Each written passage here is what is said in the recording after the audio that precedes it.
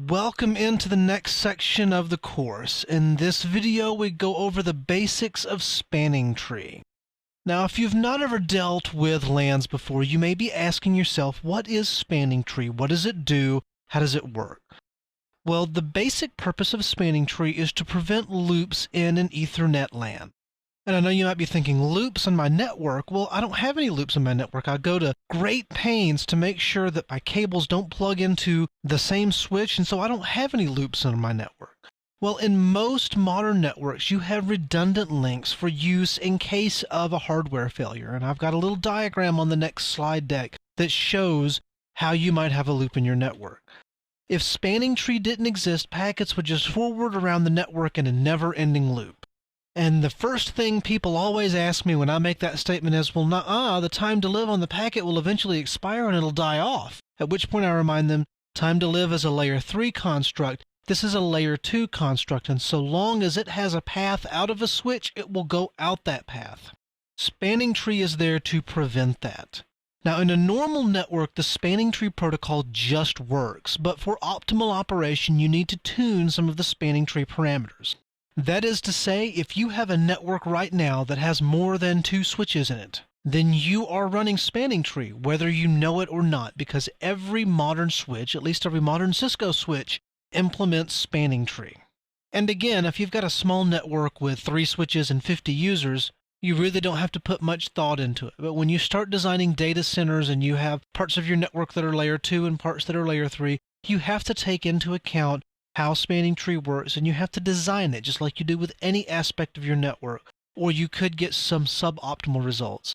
When we talk about spanning tree in detail, we'll talk about what some of those suboptimal results might be. Now, spanning tree, when it is properly operating, solves several problems in a redundant switch network.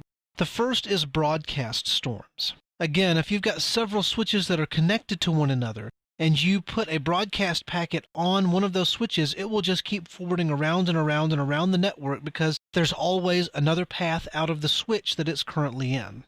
And a lot of this will become clearer on the next slide when I have my little small network diagram.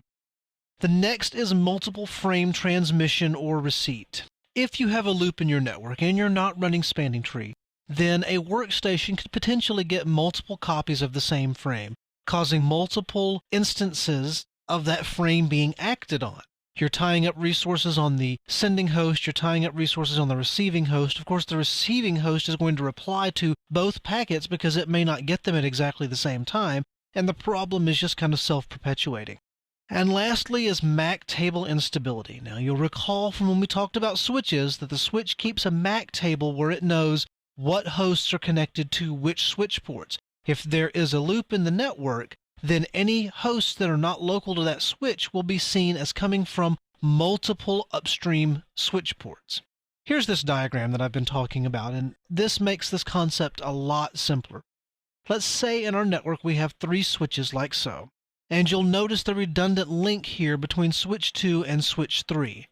Now, this redundant link is in place in case either of these links fail, the link between switch 1 and switch 3 or switch 1 and switch 2. For example, if this link here were to fail, then switch 1 could still get traffic to switch 2 by going through switch 3. And so now we will add 3 hosts to the network. We have John, Jade, and Rose, all connected to their own switch. It's a very small network, and we've got lots of money, so everybody gets their own switch. Now, let's say that John wants to send a packet over to Rose, for example. His workstation is connected to switch 1, and so switch 1 sends the packet out for Rose's workstation. However, since switch 1 knows about Rose's workstation both on this port and this port, because again, you've got this link and the MAC address is known on switch 2 on both of these ports, you essentially have a big loop set up. It sends it over to switch 3, which sends it to switch 2, which sends it back to switch 1. Switch 1 sends it back to switch 3 because it learned about Rose's workstation from both switch 3 and switch 2. And essentially you end up with a great big loop in the network like so. The traffic goes from switch 1 to switch 3 over to switch 2. Switch 2 says, well, I know about Rose's port both on here and going through switch 1, so it sends it back out to switch 1, which switch 1 says, hey, I know about Rose on this port. It just gets really confusing. A Ethernet loop is actually kind of fun to look at in Wireshark, but it's a pain in the backside to get rid of because you basically have to turn everything off to kill off that traffic. What Spanning Tree essentially does is it turns off one of these links. And so if John wants to get this message to Rose, it has to go through switch 2 because this link over here is disabled, or in the parlance of Spanning Tree, that port is blocked. And like with all of our other concepts and all of our other topics, we go more into depth in future slide decks, and of course we fire up the lab and we actually lab it out so that you see it in production. But for the time being, this concludes our discussion of Spanning Tree basics.